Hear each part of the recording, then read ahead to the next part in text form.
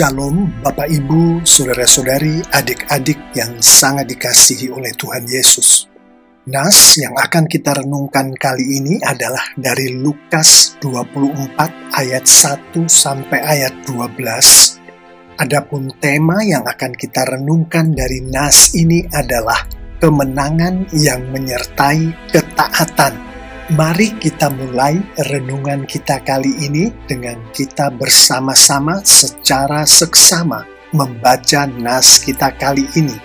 Terpampang di hadapan kita adalah Lukas 24 ayat 1 sampai ayat 12 yang saya ambil dari website alkitab.sabda.org, yaitu dari Alkitab Bahasa Indonesia versi terjemahan baru. Ayat emas kita dari nas yang kita renungkan ini adalah Lukas 24 ayat 5 sampai ayat 7. Mereka sangat ketakutan dan menundukkan kepala.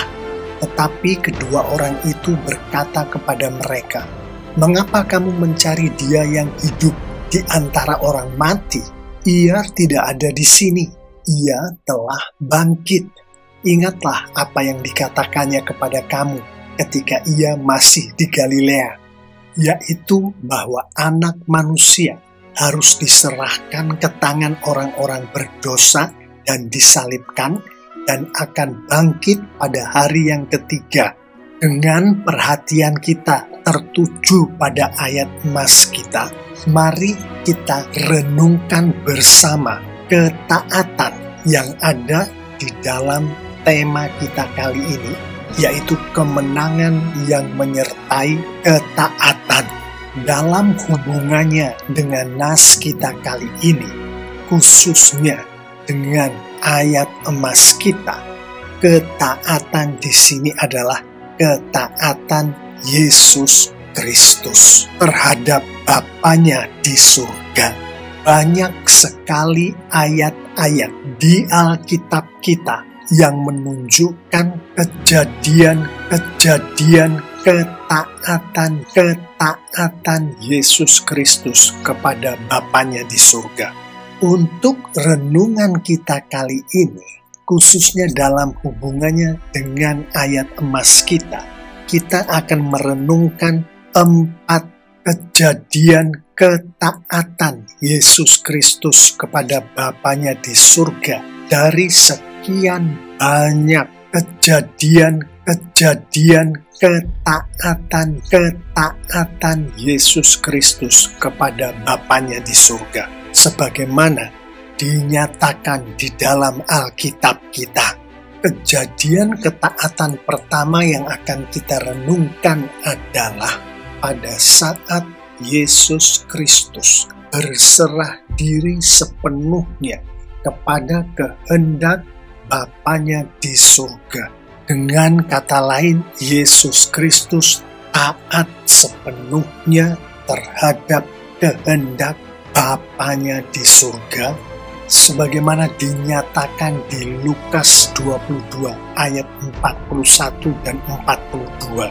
Kemudian ia menjauhkan diri dari mereka, kira-kira sepelempar batu jaraknya. Lalu ia berlutut dan berdoa. Katanya, "Ya Bapakku, jikalau engkau mau, ambillah cawan ini daripadaku.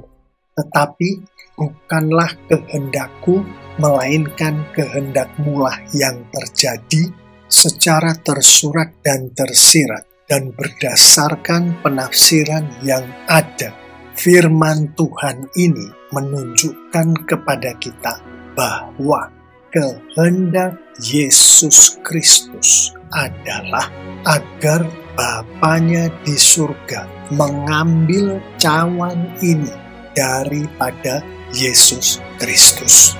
Namun kehendak Bapanya di surga adalah agar Yesus Kristus menerima cawan ini dan menghidupi cawan ini, yang mana cawan ini ditafsirkan sebagai penderitaan dan kematian yang dialami dan yang akan dialami oleh Yesus Kristus.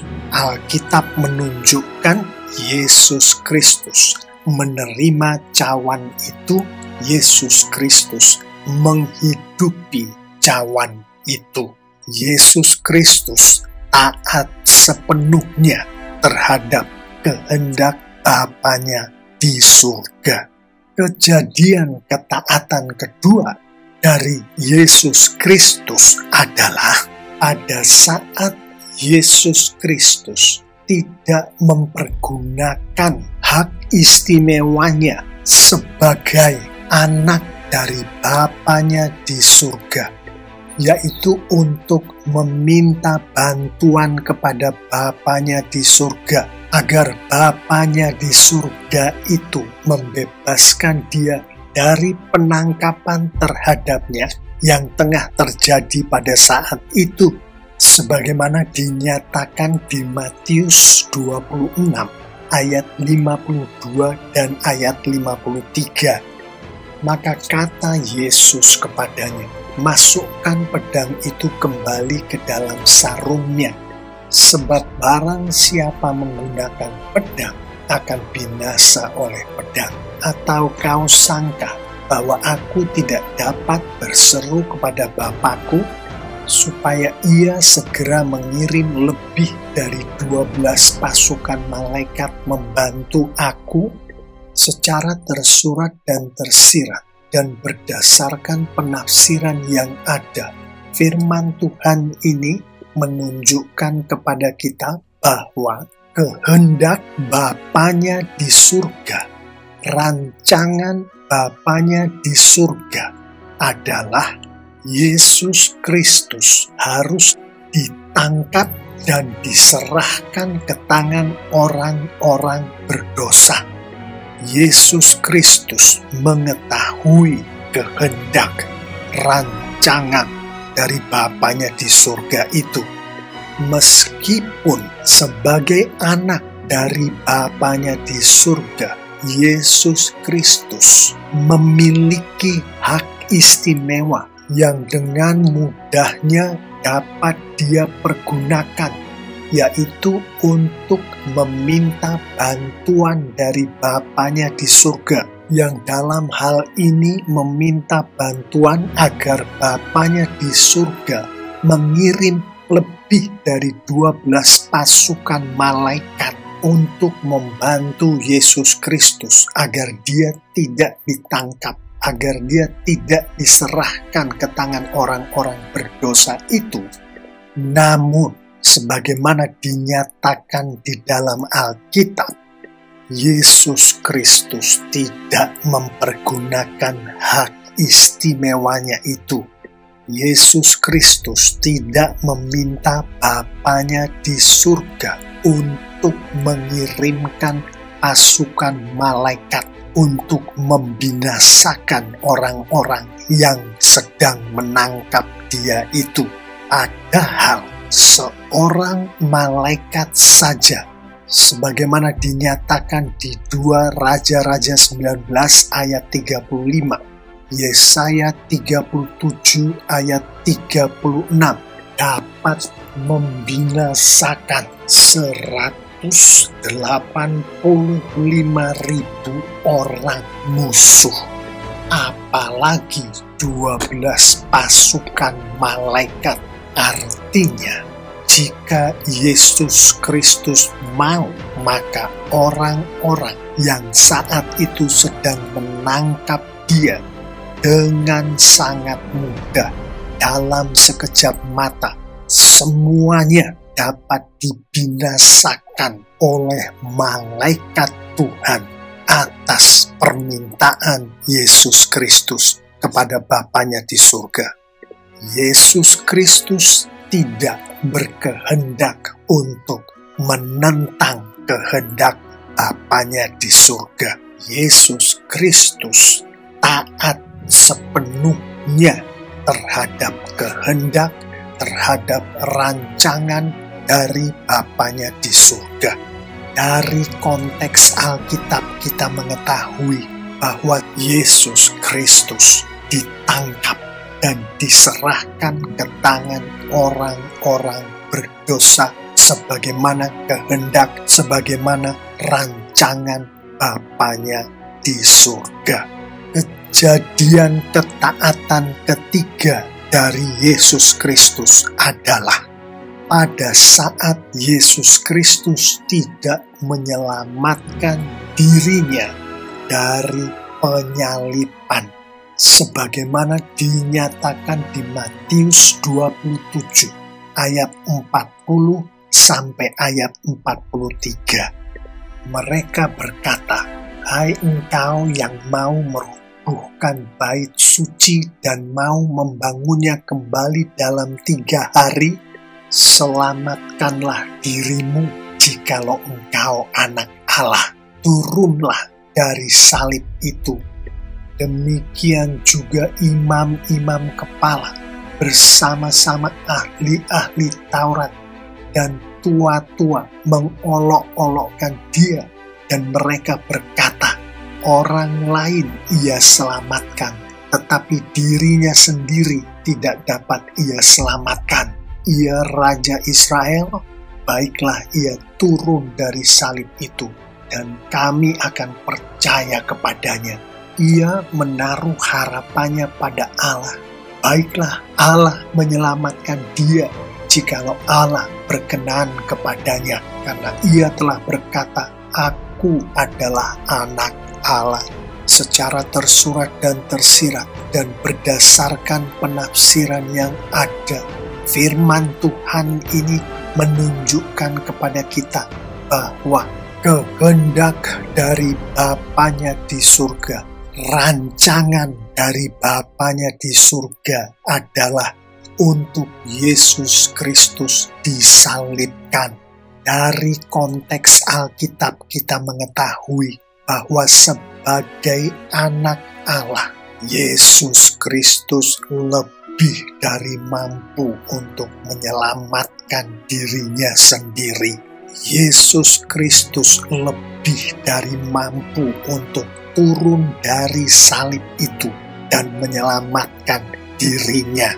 Namun Yesus Kristus mengetahui kehendak Bapanya di surga, rancangan Bapanya di surga. Yesus Kristus tidak turun dari salib itu, tidak menyelamatkan dirinya. Yesus Kristus taat sepenuhnya terhadap kehendak Bapanya di surga, terhadap rancangan Bapanya di surga, yaitu Yesus Kristus harus disalibkan. Alkitab menunjukkan demikianlah yang terjadi. Yesus Kristus ditangkap dan diserahkan ke tangan orang-orang berdosa. Alkitab menunjukkan demikianlah yang terjadi. Yesus Kristus disalibkan. Kejadian ketaatan keempat dari Yesus Kristus adalah pada saat Yesus Kristus menyerahkan nyawanya kepada Bapanya di surga, yaitu pada saat Yesus Kristus berada di kayu salib, sebagaimana dinyatakan di Lukas 23 ayat 44 sampai ayat 46. Ketika itu hari sudah kira-kira jam 12. Lalu kegelapan meliputi seluruh daerah itu sampai jam 3. Sebab matahari tidak bersinar dan tabir bait suci terbelah 2. Lalu Yesus berseru dengan suara nyaring, "Ya Bapa, ke dalam tangan-Mu kuserahkan nyawaku." Dan sesudah berkata demikian, ia menyerahkan nyawanya secara tersurat dan tersirat.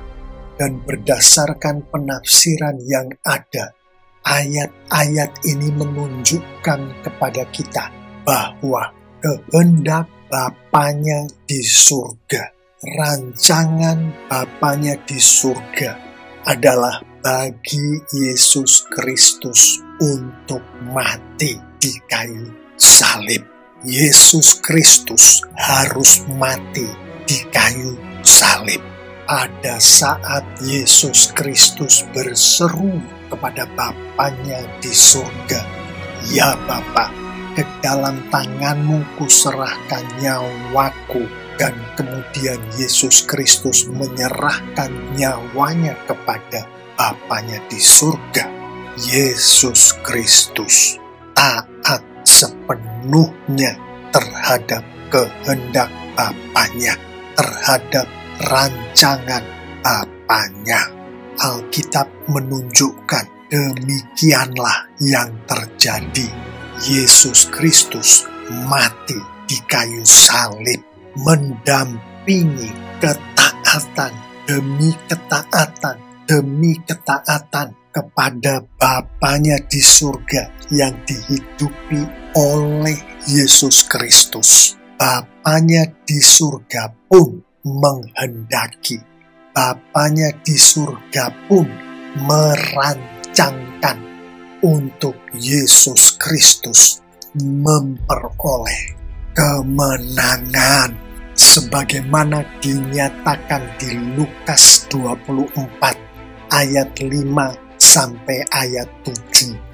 Mereka sangat ketakutan dan menundukkan kepala, tetapi kedua orang itu berkata kepada mereka, "Mengapa kamu mencari Dia yang hidup di antara orang mati? Ia tidak ada di sini, Ia telah bangkit.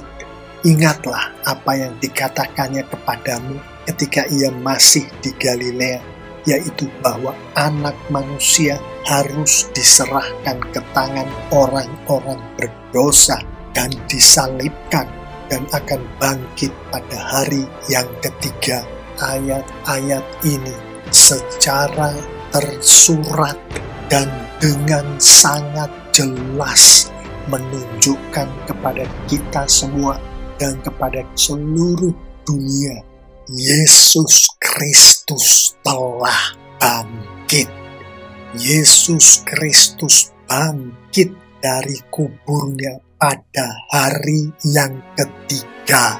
Bapanya di surgalah yang merancangkan bagi Yesus Kristus kemenangan yang dahsyat, kemenangan yang sempurna ini. Alkitab menunjukkan kepada kita semua bahwa kemenangan yang sempurna inilah yang membuat kita semua pengikut Yesus Kristus yang sudah lahir baru, termasuk saya dan Anda, memiliki pengharapan akan kehidupan kekal yang pasti akan menjadi kenyataan bagi setiap pengikut Yesus Kristus yang sudah lahir baru. Demikianlah Bapak Ibu, saudara-saudari, adik-adik yang sangat dikasihi oleh Tuhan Yesus. Renungan kita kali ini akan kemenangan yang menyertai ketaatan, yaitu kemenangan Yesus Kristus yang menyertai ketaatan Yesus Kristus kepada Bapanya yang di surga, yang mana kemenangan ini sebagaimana ditunjukkan oleh Alkitab adalah kemenangan bagi Bapanya yang di surga. Demikian pula kemenangan ini adalah kemenangan bagi setiap pengikut Yesus Kristus. Alkitab juga menunjukkan bahwa ketaatan yang adalah ketaatan Yesus Kristus kepada Bapanya yang di surga ini dikehendaki pula oleh firman Tuhan untuk dihidupi oleh setiap pengikut Yesus Kristus yang sudah lahir baru. Sebagaimana akan direnungkan di poin-poin penutup dan di poin-poin penerapan berikut, mengetahui akan ayat-ayat firman Tuhan yang baru saja kita renungkan bersama, mari kita tutup renungan kita ini dengan kita bersama-sama merenungkan beberapa poin penutup berikut. Untuk merenungkan poin-poin penutup berikut, mari kita renungkan bersama ayat-ayat pembimbing berikut.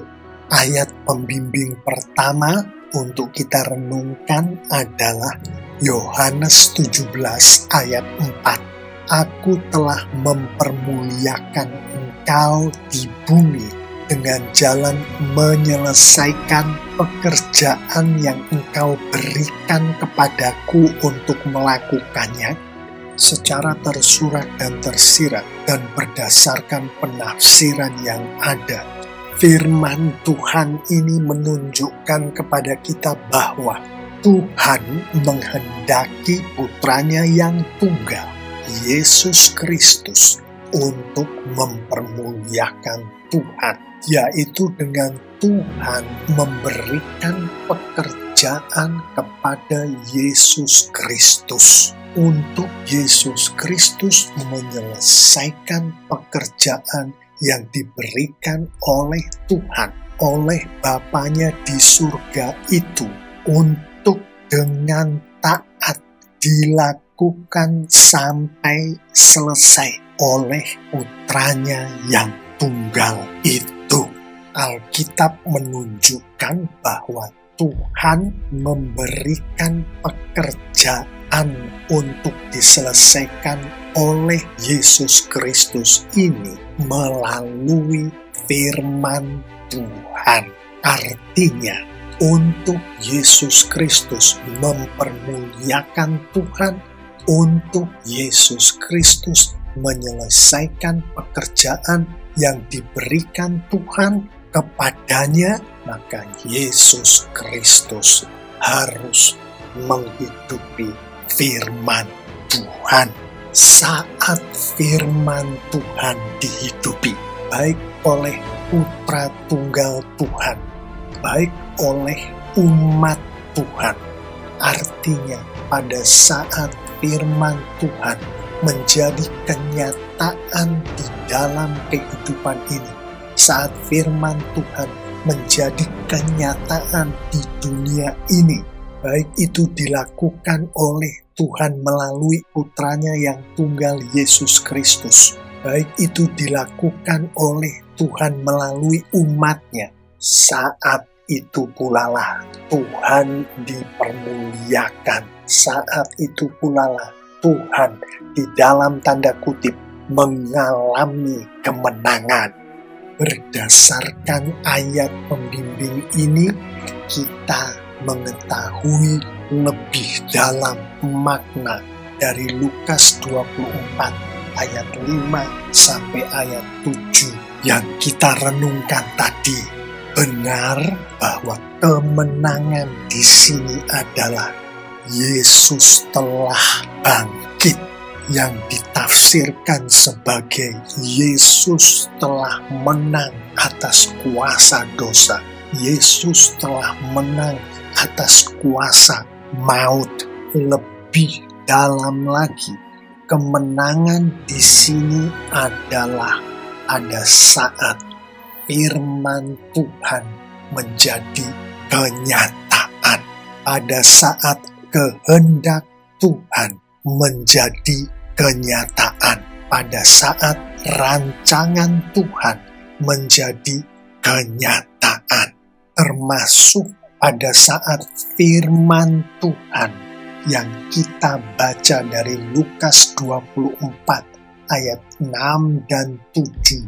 Anak manusia harus diserahkan ke tangan orang-orang berdosa dan disalibkan, dan akan bangkit pada hari yang ketiga, yang adalah firman Tuhan yang disampaikan oleh Yesus Kristus sendiri di Matius 17 ayat 22 dan ayat 23, yang juga disampaikan oleh Bapanya, oleh Tuhan secara tersurat dan tersirat melalui nubuat dari nabi-nabinya Tuhan, sebagaimana di kitab-kitab di Perjanjian Lama menjadi kenyataan, termasuk pada saat Yesus Kristus bangkit dari kematian, termasuk pada saat Yesus Kristus taat sepenuhnya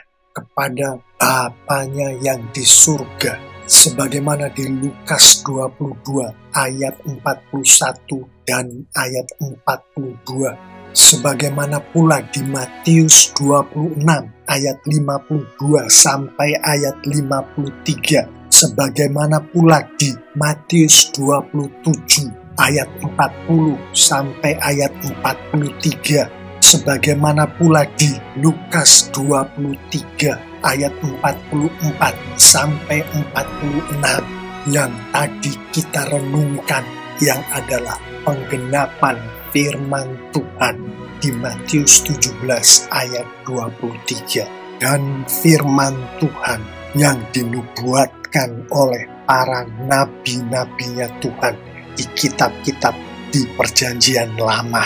Untuk gampangnya, Tuhan dipermuliakan, Tuhan di dalam tanda kutip mengalami kemenangan pada saat firman Tuhan dihidupi, pada saat firman Tuhan dilakukan sampai selesai dengan ketaatan penuh, baik itu oleh putranya yang tunggal Yesus Kristus maupun oleh umatnya, yaitu pengikut Yesus Kristus yang sudah lahir baru.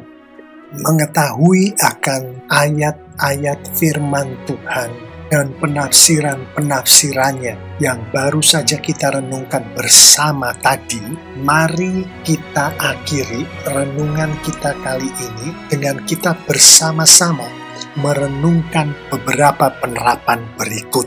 Mengetahui dengan jelas sebagaimana dinyatakan di Yohanes 17 ayat 4 yang kita renungkan tadi, bahwa seluruh kemenangan, seluruh ketaatan Yesus Kristus adalah kemenangan yang dilandasi oleh firman Tuhan, adalah ketaatan yang adalah ketaatan terhadap firman Tuhan, dan berdasarkan pula pada ayat-ayat pembimbing berikut, Filipi 2 ayat 5, Efesus 5 ayat 1, 1 Korintus 11 ayat 1, yang mana ayat-ayat firman Tuhan ini dengan jelas menghendaki setiap pengikut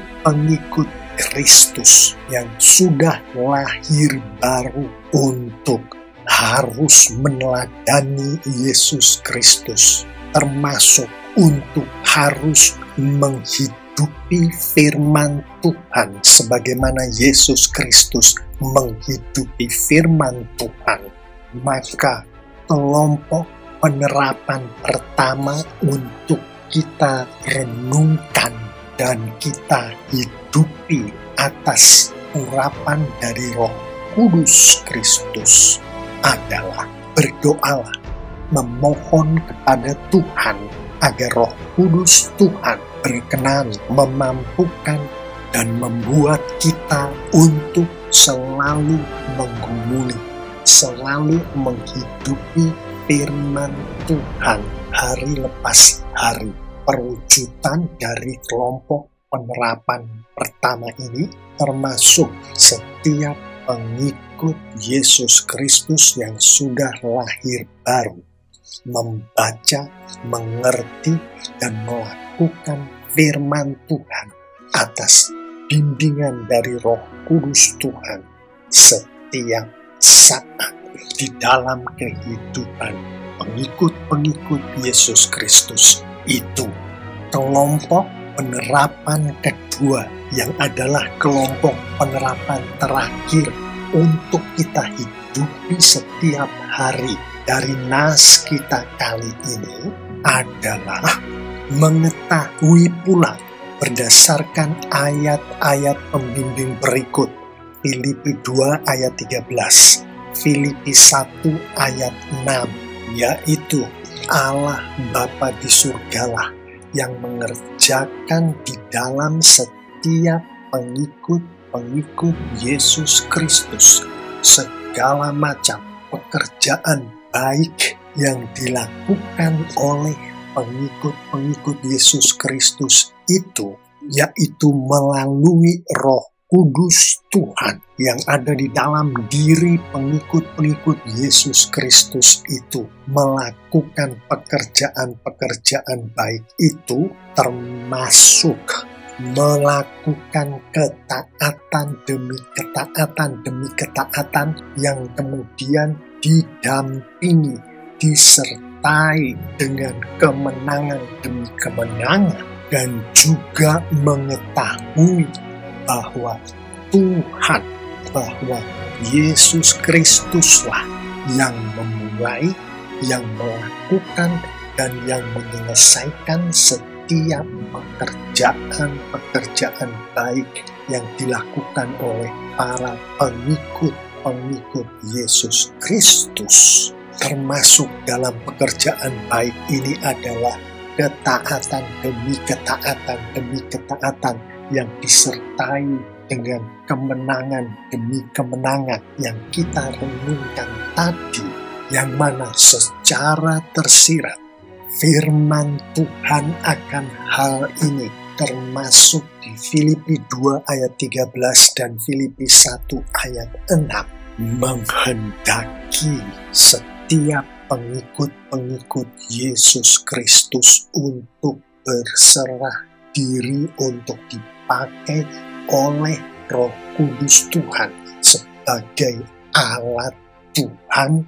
Maka kita sebagai pengikut Kristus yang sejati, yang sudah lahir baru, berdoalah, memohon kepada Tuhan agar Roh Kudus Tuhan berkenan memampukan dan membuat kita untuk selalu berserah diri untuk dipakai oleh Roh Kudus Tuhan sebagai alat Tuhan hari lepas hari.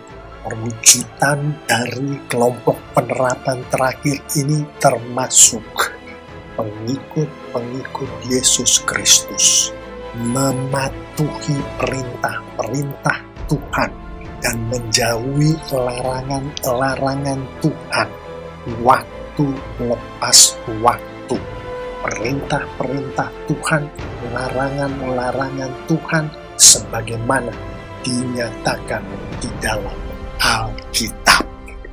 Demikianlah renungan kita selengkapnya akan kemenangan Yesus Kristus. Yang berdasarkan renungan kita tadi adalah kemenangan Tuhan Allah Bapa di surga, yang juga adalah kemenangan umat Tuhan, pengikut Yesus Kristus yang memiliki Roh Kudus Tuhan di dalam diri mereka, yang menyertai ketaatan, yaitu ketaatan Yesus Kristus kepada Bapanya di surga, yang kemudian atas pekerjaan dari Roh Kudus Tuhan menjadi ketaatan setiap pengikut Yesus Kristus, yaitu kita semua yang sudah lahir baru. Bapak, Ibu, saudara-saudari, adik-adik yang sangat dikasihi oleh Tuhan Yesus Kristus, saya mengimani jika kita semua pengikut Yesus Kristus yang sejati menghidupi firman Tuhan yang baru saja kita renungkan bersama ini, lengkap dengan penerapan-penerapannya, maka Tuhan kita, Tuhan Yesus Kristus kita semakin dimuliakan dengan luar biasa. Amin.